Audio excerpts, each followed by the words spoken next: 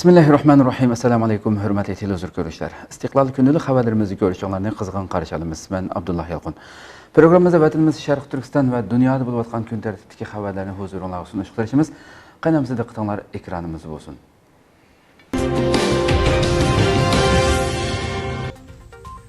Kanada Xitoyning 3 kan shirkatini mablag'ini qaytarib ketishga buyurdi. Kanada Xitoyning 3 kan mahsulotlari shirkatini davlat bexatarligiga tahdid deb muayyanlashtirib, Kanadaga solgan mablag'ini qaytarib ketishga buyurdi. Amerika ovozining 3-noyabrdagi xabarida bildirilishicha, Kanada hukumatı davlat bexatarlik andisini nazarda tutib, Xitoyning 3 shirkatining Kanadaning muhim qazilma boyliq shirkatiga solgan mablag'ini qaytarib olishga buyurgan. Kanada hukumatı mablag'ini qaytarib olishga buyurgan 3 Xitoy shirkati Jungquang kam uchraydigan metal shirkati, Shingzi litiy sanoati xalqaro shirkati va Zanga kanchilik mablag' selish shirkati ekan. Bu xabar e'lon qilingandan keyin Xitoyning munosabatlik shirkatlarining pay bahosi shiddat bilan tuvanlagan. Kanadaning sanoat ministri Frankova Philip Champagne 2-noyabr kuni bayonot e'lon qilib, hukumatning Xitoy mablag'ini qaytarib ketishga qilgan buyrug'i Kanada davlat bexatarlik va axborot organlarining chet el shirkatlariga qarata yo'l qo'ygan astoydil tekshirish xizmatidan keyin e'lon qilinganligini bildirdi. U bayonotida yana Kanada chet elning bevosita mablag' selish faoliyatini davomli qarshi oladi. Ammo chet elning mablag'i davlat bexatarligi va davlat ichi va sirtidagi halqiliq mineral moddalar bilan ta'minlash zanjiriga tahdid solgan vaqtda biz qat'iy harakatga o'tamiz dedi. Bildirilishicha, oldingi hafta Kanada hukumatı o'xshash fikrdagi sheriklar bilan halqiliq mineral moddalarni davomli ta'minlash zanjiri barpo qilishi kerakligini o'tirg'a qo'ygan.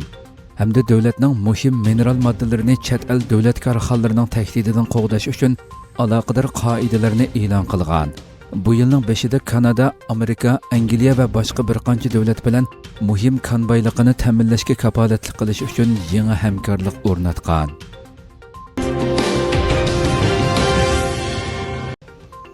Taylandda yetayotgan Uyg'urlarning taqdiri noma'lum turmoqda.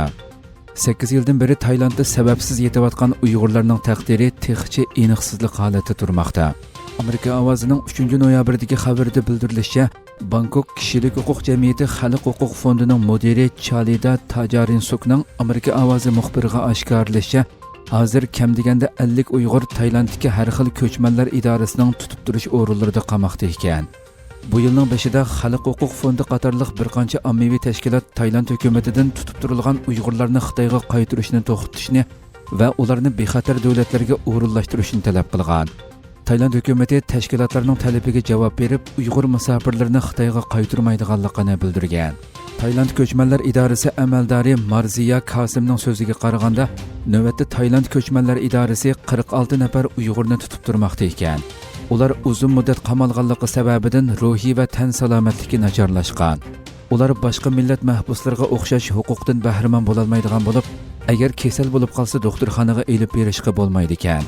Ko'chmanlar tutib turish markazidagi 46 nafar Uyg'urdan boshqa 5 nafar Uyg'ur muhojirining ko'chmanlarni tutib turish markazidan qochib ketish harakati muvaffaqiyatsiz bo'lgandan keyin Bangkokdagi Klong Prim turmasiga qamalgan.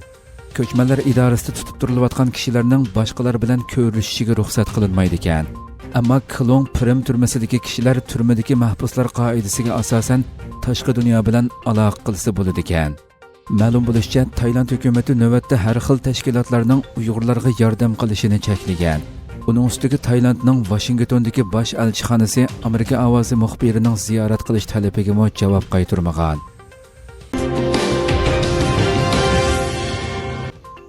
Sharq Turkiston xalqining tiz bukmas ruhi namoyon bo'lmoqda.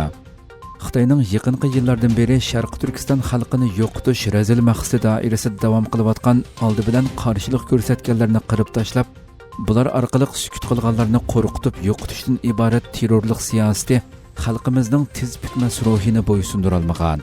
3-noyabr Sharq Turkistonning Korli shahri JX idorasi tutish buyrug'i e'lon qilgan bo'lib, tutish buyrug'ida Korli shahri Qorayulg'un yezisi Bog'jigida kentlik tiz bukmas kishi Mahmud Muydin apandi haqida yip uchi bilan ta'minlagan kishilarga 200 ming yuan suyunchi beradiganligini e'lon qilgan. Xitoy rejimi mazkur tutish buyrug'ida Mahmud apandining kiygan kiyimining alohidaliklarini tunishtirib, uning mahbus kiyimi kiyib olganligini e'lon qilgan. Xitoy bu orqali Mahmud apandining Sharqi Turkistondagi ma'lum turma yoki lagerdan qochib ketganligini oshkorlab qo'ygan. Kuzatuvchilar Xitoyning Sharqi Turkiston xalqini qirib yo'qotib, Sharqi Turkistonni xitoylashtirish uchun ijro qilayotgan terror siyosatlari orqali xalqimizning tez bitmas ruhini tavritalmaganligini 9-oyda G'ulji Qaridon xalqining qattiq qamalga qarshi ko'rsatgan kollektiv qarshiligi, turmadan yoki lagerdan muvaffaqiyatli qochgan Mahmud apandining tez bitmas ruhi xalqimizning tez bitmaganligining namoyandasi ekanligini, erkin dunyoda yashab turib sukut va umidsizlikka al bo'lgan kishilarning bularning ruhidan o'g'inishi kerakligini bildirishmoqda.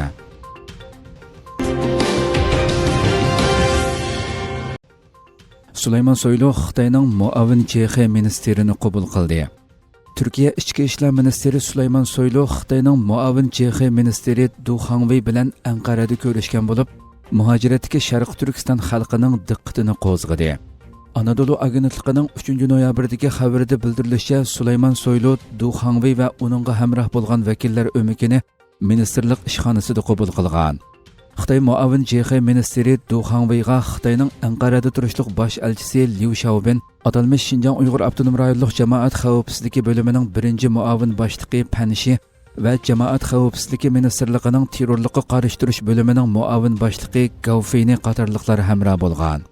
Uchrashuvga Turkiya tarafdan ministr Süleyman Soylu'dan boshqa muavin ichki ishlar ministri Ismoil Chatakli va CX idorasi muavin boshliqlari Ahmad Shangun va Rasul Xo'lo'g'li, ko'chmanlarni boshqarish boshqarmasining qoidasiz ko'chmanlar va chegaradan qo'g'lab chiqarish ishlariga qarshi turish bosh direktori Ramazon Sechilmish va Yevropa ittifoqi va tashqi munosabatlar bo'limining boshlig'i Sezar Ishiktosh qatorliqlar qatnashgan.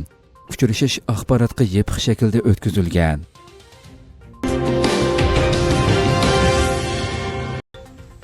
Xitoyning yo'lsizligi Sharq Turkiston xalqini jenidan to'yg'izdi. Xitoyning atalmish yuqumni nolga tushirish bahonasi bilan Sharq Turkiston xalqini oilasiga qamagandan boshqa maxsus tayyorlangan atalmish ayirib qamash o'rinlariga majburiy qamab qiynamoqda.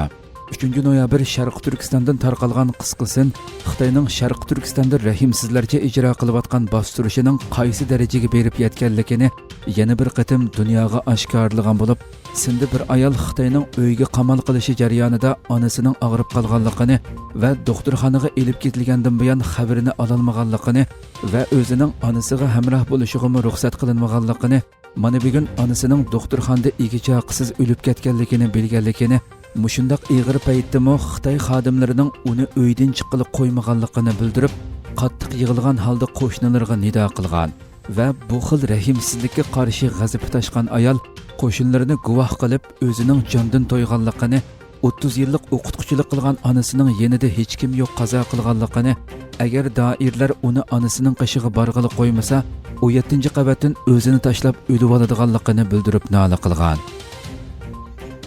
Qo'shnilar, videolarga o'tirishdi qo'shnilar, 24-oylik ko'mikda o'tirishdi qo'shnilar. Meni onam og'rib qilib doktorxonaga chirib qolgan. Meni boqqili ruxsat qilmadi, meni uydan chiqqili qo'ymadi. Endi onam tugab ketibdi. Ya'ni meni onamning qishig'i chiqqili qo'ymayapti. Onam doktorxonada ilinchoqsiz tugab ketibdi. Meni bugun uydan chiqqili qo'ymaydigan bo'lsa, onam qishqi yetkazib qo'ymasa, menga hech kim yardım qilmasa, hammani xalarda bo'lib qilinglar. Men bu 17-qavatdan o'zimni tashlayman.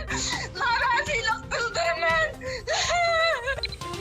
Kuzatuvchilar Xitoy rejimining atalmish virus yuqumini nolga tushirish nomida Sharq Turkiston xalqini kollektiv ayirib qamash markazlariga qamab, och qo'yib qiynash, maynatchilik va ochliqdan kasal bo'lganlarni davolamay tashlab qo'yish qatorliq har xil vositalar bilan qirg'in qilishni davomlashtirayotganligini bildirishmoqda.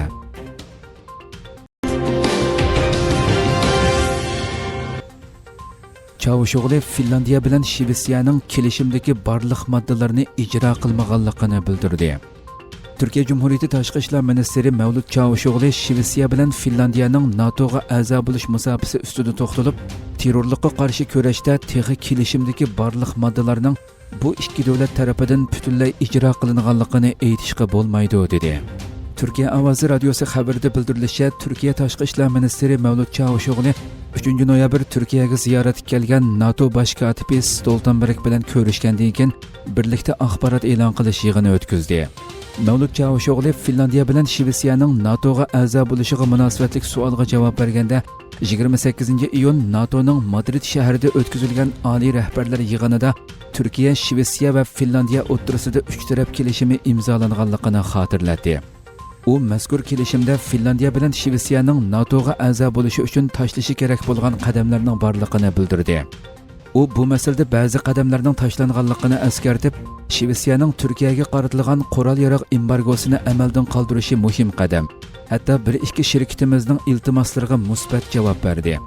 Yana bir tarafdan qonunga o'zgartish kirgizdi. Ammo shundaqdimi ikki davlatning kelishimdagi barliq moddalarni ijro qilganligini aytishga bo'lmaydi dedi. U NATOning kengayishini eng kuchli qo'llagan davlatlarning birining Turkiya ekanligini ta'kidlab, maqsadlarining Finlandiya bilan Shvetsiyaning terrorlikqa qarshi kurashda muhim qadamlarni tashlashi ekanligini qayd qildi. NATO bosh kotibi Stoltenberg Shvetsiya bilan Finlandiyaning terrorlikqa qarshi kurashda Turkiyaning andishalarini hal qiladiganligini bildirib, Turkiya NATOning muhim ittifoqdoshlaridan biri. Turkiya o'rtaq bexatarligimizga muhim to'hfalarni qo'shyotdi dedi.